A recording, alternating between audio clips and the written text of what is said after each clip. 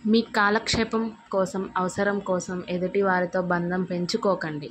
ఎందుకంటే వారు నిజమైన బంధంగా భావించవచ్చు.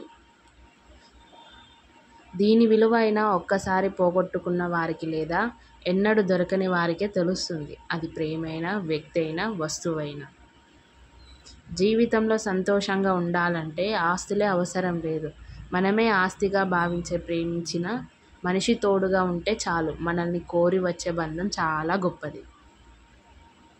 ఇది బాగా గుర్తుపెట్టుకో నేస్తమా. ఈ లోకం ఎప్పుడైనా సరే మంచివాడిని ఎప్పుడు మంచివాడు అని అనదు.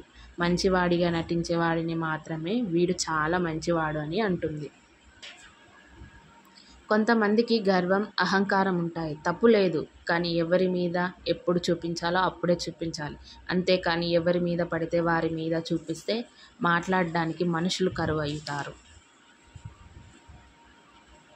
ఒక రాయి కుక్కపై విసిరితే అది పారిపోతుంది. అదే రాయి తేనె తిట్టపై విసిరితే మనం పారిపోవాలి. కుక్క కన్నా తేనెటీగలు చిన్నవైనా వాటి ఐకమత్యం బలం పెద్దది. ఐకమత్యమే మహాబలం.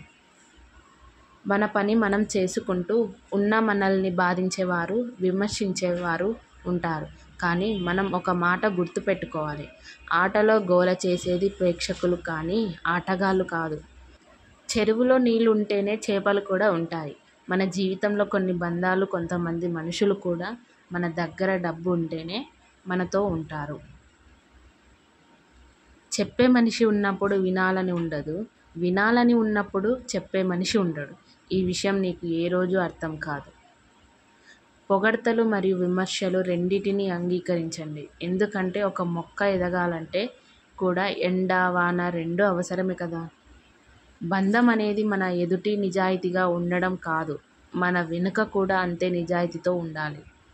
ప్రతి ఆడపిల్ల రాతనంతరా ఎవరికీ తెలియకుండా తనలో తాను ఎంత బాగా ఏడ్చినా తెల్లవారేసరికి తన పెదవులపై ఒక చిన్న చిరునవ్వు చూపిస్తుంది. ఎందుకో తెలుసా? తన బాధ చూసి తన వాళ్ళు బాధపడకూడదని. ఆడది దాని కర్మకు బాగలేక కష్టాలు పడడం లేదు. కన్నవాళ్ళు, కట్టుకున్న వాళ్ళు బాగలేక కష్టాలు పడుతుంది. ఒకరోజు బాగా కోపంలో ఉన్నప్పుడు నీడను అడిగా, ఎందుకు నా వెనక వస్తున్నావని. అందుకు నీడ నవ్వుతూ ఇలా చెప్పింది, నేను తప్ప నీ వెనక వచ్చేవాళ్ళు ఎవరు ఉండరని.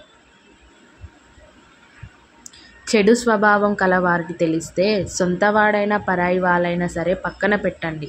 ఎందుకంటే మన తోటలో పండిన మిరపకాయ కదా అని కళ్ళల్లో పెట్టుకుంటే అది మంటనే పుట్టిస్తుంది కానీ చల్లదనాన్ని ఇవ్వదు. అలాగే చెడు శుభం గలవారు కూడా అంతే.